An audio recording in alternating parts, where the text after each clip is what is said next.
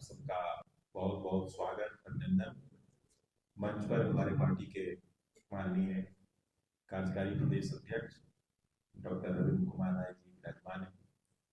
मैं आज की प्रेस वार्ता में उनका स्वागत करता हूँ, अभिनंदन करता हूँ। साथ ही साथ उनकी वाणी पर मध्य प्रदेश के प्रवक्ता श्री रमाकांत महतो जी उपस्थित हैं, उनका भी स्वागत करता हूँ। आज के संदर्भ में आप सबसे बात करने के लिए मैं अपने माननीय कार्यकारी अध्यक्ष जी से आग्रह करता हूँ कि आप सबके बीच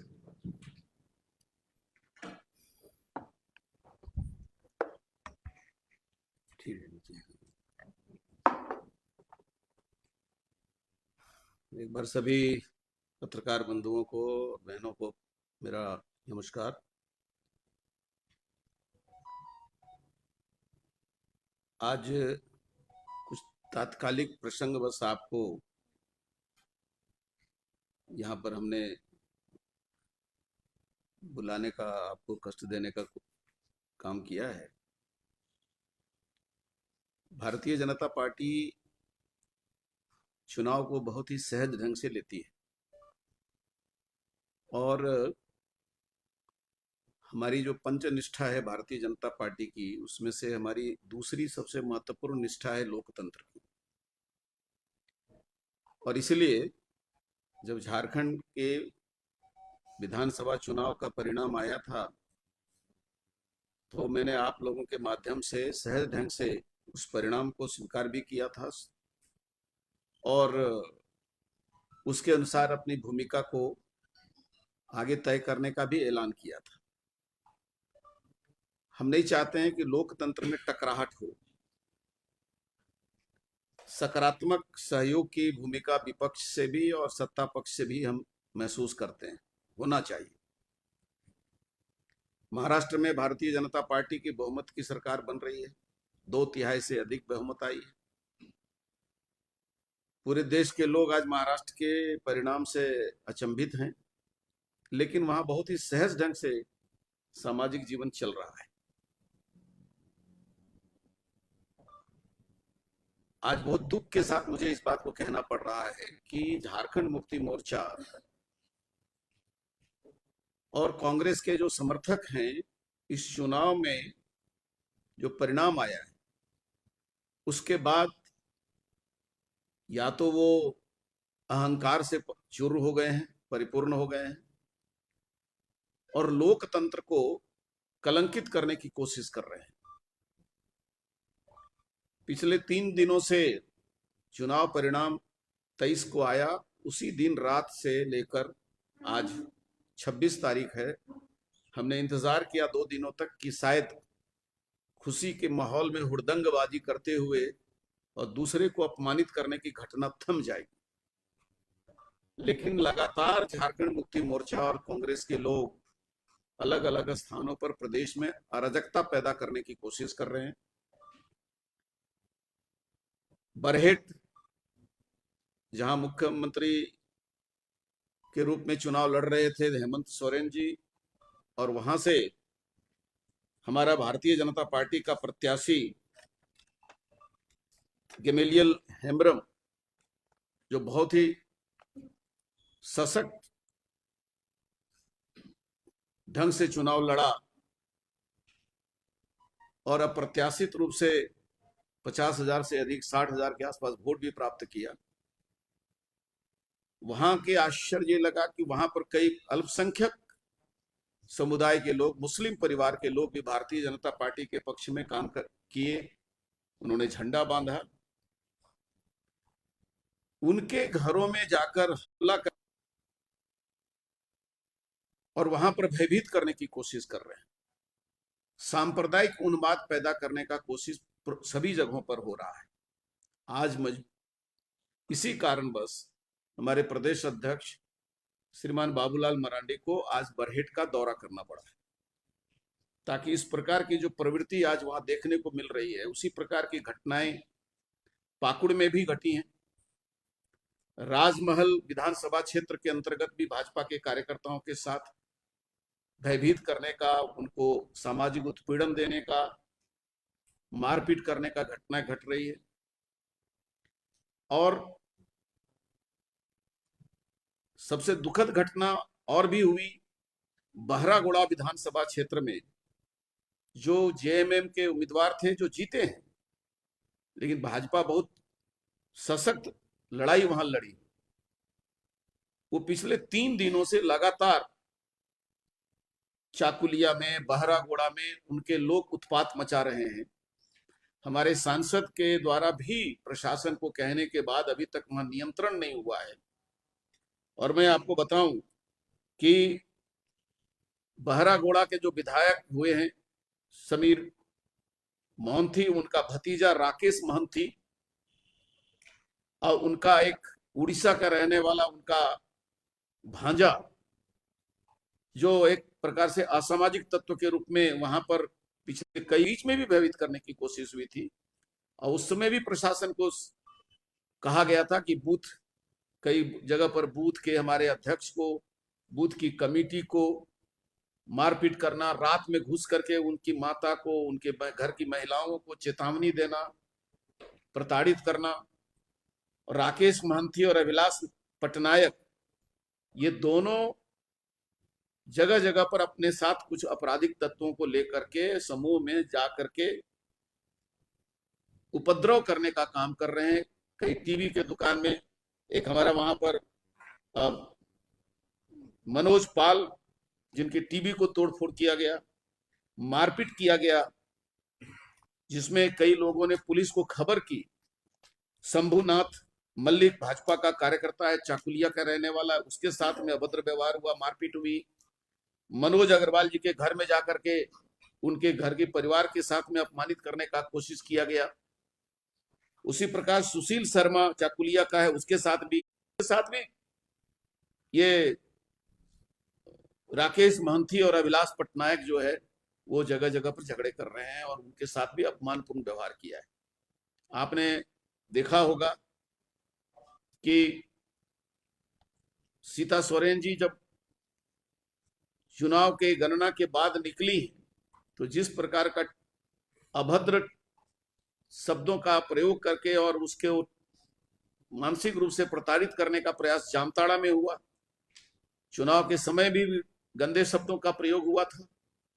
जामताड़ा में एक जगह शादी हो रही थी, शादी एक समुदाय का था, हिंदू समाज का था, और जुलूस निकालने वाले अल्पसंख्यक लोगों ने जाकर के उस समूह में जाकर के और महिलाओं के साथ अभद्र व्यवहार किया, जिसमें प्रशासन को, थानेदार को माफी मांगनी पड़ी। तो चाहे वो राजमहल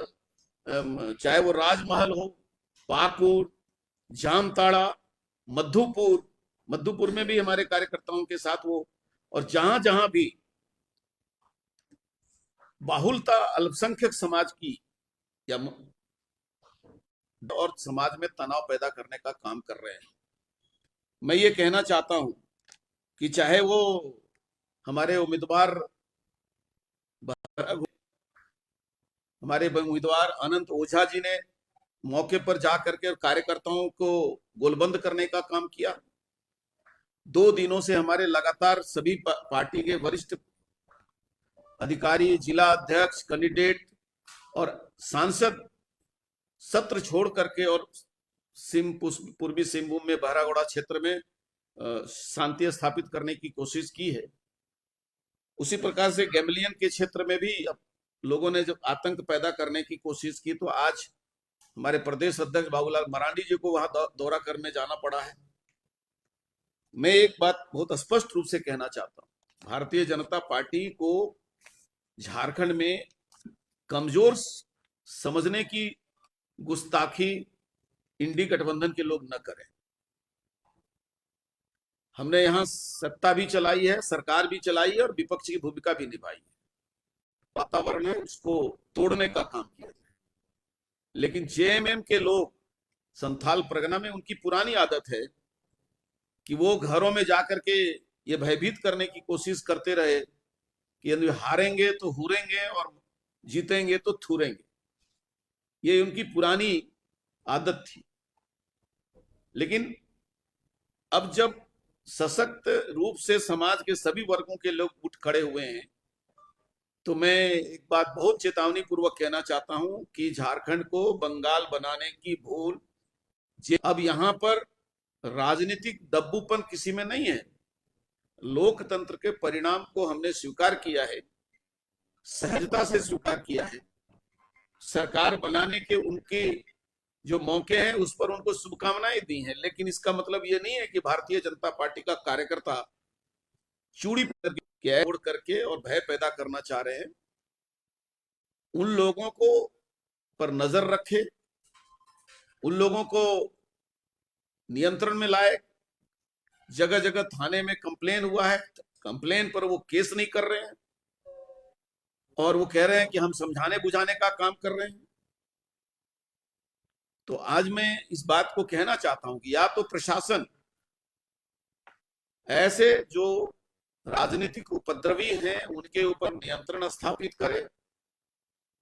कभी भी किसी भी क्षेत्र में इस प्रकार की घटनाएं जो देखने को मिल रही है अप्रिय हो सकती है, क्योंकि बर्दाश्त करने की एक सीमा होती है।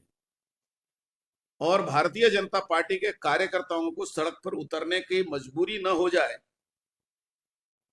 संवैधानिक जो व्यवस्था है प्रशासन की, उसको कहना रहना चाहिए। और मैं चीफ सेक्रेटरी और डीजीपी से आज की इस प्रेस कॉन्फ्रेंस के माध्यम से मांग करना चाहता हूं कि चुनाव से जुड़े हुए कोई भी मामले में प्रदेश में कहीं यदि घटना होता है तो उसको नियंत्रित कर तुरंत नियंत्रित किया जाए और इस विषय पर कड़े निर्देश दिए जाने चाहिए।